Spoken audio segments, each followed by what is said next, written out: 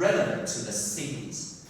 So people living in the city to work, live, and move from one place to another, right? So all the activities that involved in your daily life in the city. So for people, for companies, for any institutions in one city, if their needs can be fulfilled by smart technologies, okay? So you can have, for example, so that is another what. So you have the first what by defining smart in your mind, and you need to delineate what aspect in a city, okay, relevant to your living and work. So we have building, we have so many buildings in cities, and how do you connect smart city to the best benefit can contribute to the sustainability. Okay, sustainability may refer to you can have some energy saving, reduce the waste and pollutions and so on. So next, you need to delineate the relationship why smart cities can contribute to sustainability. Okay, so for example,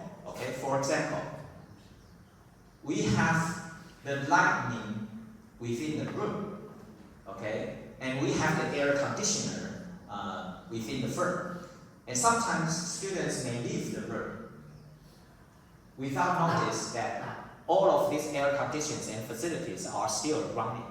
But if there are some smart technologies, they can sense how many people are staying in this room, and if there are no people no longer stay within the firm, then all the facilities will turn off automatically. Then that is one example. Can save energy. Okay, so that is one example can explain the smart cities contribute to sustainability. Okay, so how do you do? And when you connect this example to your home or to your dormitory or to some other facilities, then you may apply this kind of concept into another applications. So that is about how. So how do you apply the conceptualization or the framework that explain the existing phenomena and explain the factors that drive the impact to the sustainability. So it's about the 4F, right? Do you still remember? So the facts, what are the facts? And how do you feel? Okay, so you can feel, oh, this kind of business, like Uniqlo, may have some advanced technology help to enhance their efforts on creating sustainability. Okay, so you feel Uniqlo is a very accountable seller, so their price may be more transparent to the ones of other suppliers, so you will be more willing to buy apparels from Uniqlo. So that is one example about you feel they are accountable, so you will be more willing to buy from them. Okay. So the 4F or the 3W1H or the ORID. Remember, we have a worksheet delineating how do you do the reasoning, logical reasoning, and how do you, even you are comprehending the information or you are going to present by telling a story, you can solve from the 3W1F or the 4F. Okay. So the reasoning, the logical reasoning is very important. And on the other hand, what we have been doing is to increase your self-efficacy. Students in our universities may not have a high self-efficacy. You doubt yourself. Okay? However, over the past 3 months, you already have studied in this this course, and you have so many chances to practice your mind map creation, and you have so many chances to have conversation with your group members. You have so many opportunities to do your oral presentation in English, in public. So I hope those are the small challenges. Sometimes you may succeed, but sometimes you may fail.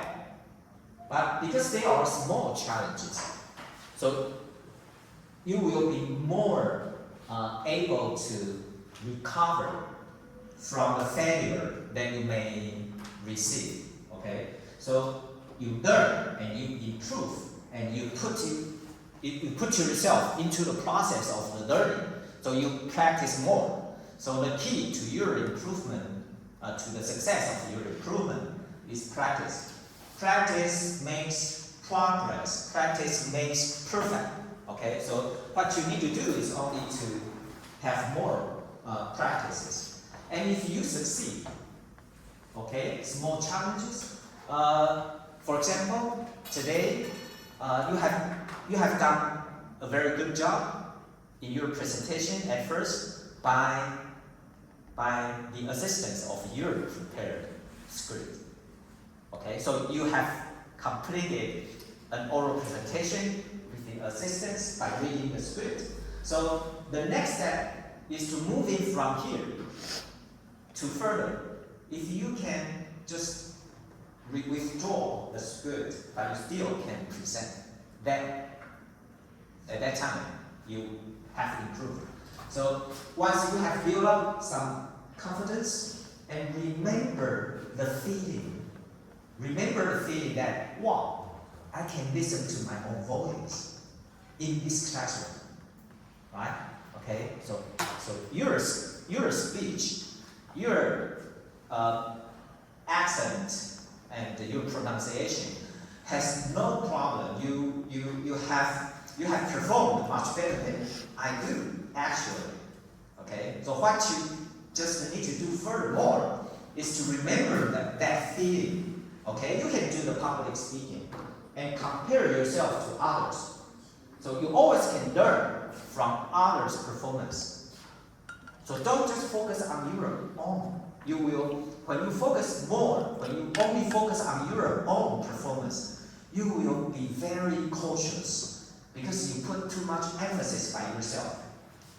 But if you can draw your attention, you can pay attention to others' performance, and you can learn from others speaking. You can see other students' good performance or bad performance and compare to your own improvement. Then you also can build up some confidence. Okay, and I always want to create a supportive environment for you to have a good EMI learning experience. Yeah. So I hope you can build up your self-confidence little by little, and don't hesitate to speak in public, because you always can learn something from your public speaking, even you receive some small progress or you get some failure. But you don't consider those are the failure, because it's just not yet. You don't succeed, but not this moment. You can succeed furthermore in the future. Yeah, very short future. Okay, so I would suggest you to reply onto Moodle, just to those feedbacks from the class and also the previous conversation between us.